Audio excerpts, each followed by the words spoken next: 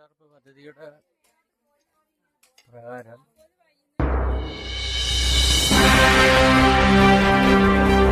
നമുക്ക് ഇവരോടൊക്കെ ചോദിച്ചു നോക്കാം എങ്ങനെയാണ് ഈ തൊഴിലുറപ്പ് ചെയ്യുന്നത്. അതിന് മുമ്പ് ഞാൻ പറയാം, എൻ്റെ പേര് MD തുളസി വള്ളിക്കാണ്.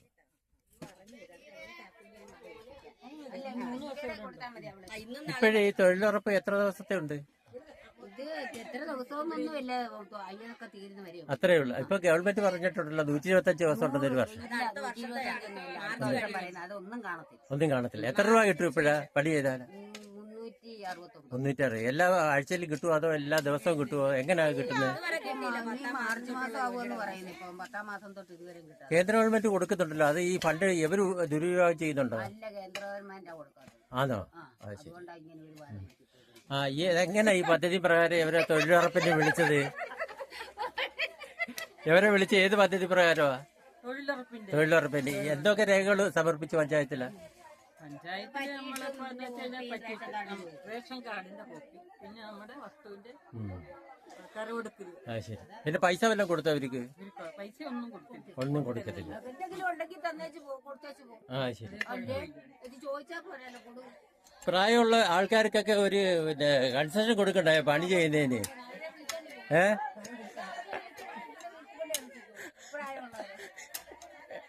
പ്രായമുള്ളവരെ വീട്ടിൽ കൊണ്ട് നിർത്തുന്നതാണോ? അല്ലേ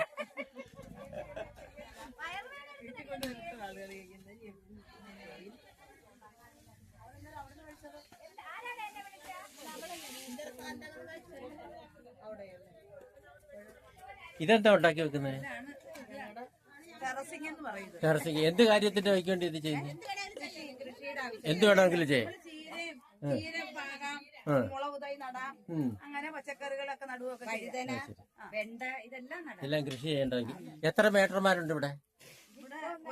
ഒരു വാർഡില് 12 മേറ്റന്മാരാ. അത് ശരി. ഇവര് എന്തൊക്കെയാ പറയുന്നത് ജോലി ചെയ്യേണ്ടവയ്ക്ക് വേണ്ടി? ആര് മേറ്റന്മാരോ? മേറ്റന്മാര് കൃത്യസമയത്ത് തൊഴിലാളികൾ സൈറ്റിലെത്തണം. എന്നിട്ട് അവരുടെ ഫോട്ടോ എടുപ്പുണ്ട്. ഇപ്പൊ പണ്ടൊക്കെ മസ്ട്രോളായിരുന്നു, ഇപ്പൊ മസ്ട്രോളില്ല. അത് പിന്നെ NMMS എന്ന് പറയും. അത് ശരി. ഈ ഫോട്ടോ ഒക്കെ എടുക്കുന്നത് എങ്ങനെ? ഇപ്പൊ കൈയുടെ പിന്നെ തമ്പെടുക്കണമെന്ന് പറയുന്നത് ഒന്നും വേണ്ട, അല്ലാതെ. അത് ശരി. പിന്നെ ഇവര് കേന്ദ്ര ഗവൺമെന്റ് ആണ് ഇതിന് വിലക്ക് കൽപ്പിക്കുന്നതെന്ന് പറയുന്നത് ശരിയാണോ? ഇങ്ങനൊക്കെ പറയുന്നത് ശരിയല്ല. യഥാർത്ഥമായിട്ടുള്ള കാര്യങ്ങൾ മനസ്സിലാക്കത്തോട്ട് പരമായിട്ടാണ് അറിയുന്നത്. ഇതെല്ലാം തൊഴിലുറപ്പ് കേന്ദ്ര ഗവൺമെന്റിന്റെ കാര്യങ്ങളാണ്.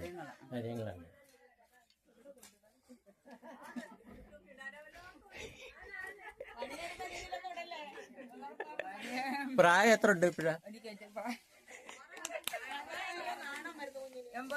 80. ഇപ്പൊ ഈ ജോലി ചെയ്യാൻ പറ്റുമോ? ചെയ്യുന്നുണ്ട്. ശരീരത്തിന് ആരോഗ്യക്കേടൊന്നും ഇല്ലല്ലോ. ഇത് വന്നതിന് ശേഷം ശരീരത്തിന് നല്ല എനർജി ആയിട്ടുണ്ടല്ലോ. അപ്പം ആശുപത്രിയിലൊക്കെ പോകുന്നില്ലല്ലോ ഇപ്പഴാ? ഇത് ഈ പണി ചെയ്യുന്നോണ്ട് ആശുപത്രി പോകാത്ത ഇല്ലേ? അത് ശരി. അതിനിച്ചിരി തടി കൂടുതലാണല്ലോ. ഇത് കൂടുതൽ പണി ചെയ്യണ്ടായോ? അതോ? കുറച്ച് ആൾക്കാർ അവിടെ ഇരുന്ന് പണി ചെയ്യുന്നല്ലോ. അത് ശരി. പൊതുജനങ്ങൾ പറയുന്നത് 2 വെട്ട് എന്നിട്ട് പോയി ഇരുന്ന് കിടന്നുറങ്ങുമെന്ന് പറയുന്നത് ശരിയാണോ?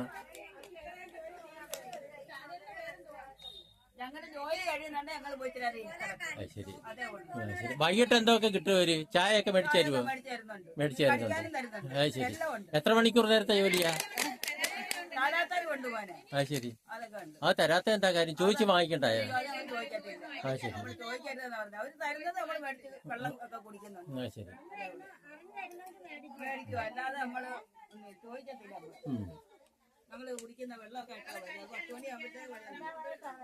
അത് ശരി.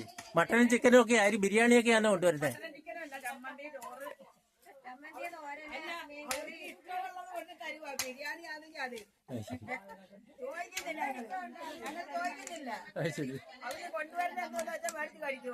അത്രേ ഉള്ളു.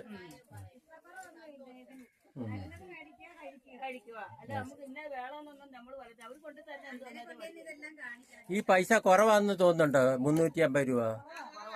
എത്ര രൂപ നിങ്ങൾക്ക് കിട്ടണം ശരാശരി? മിനിമം 500 കിട്ടണം.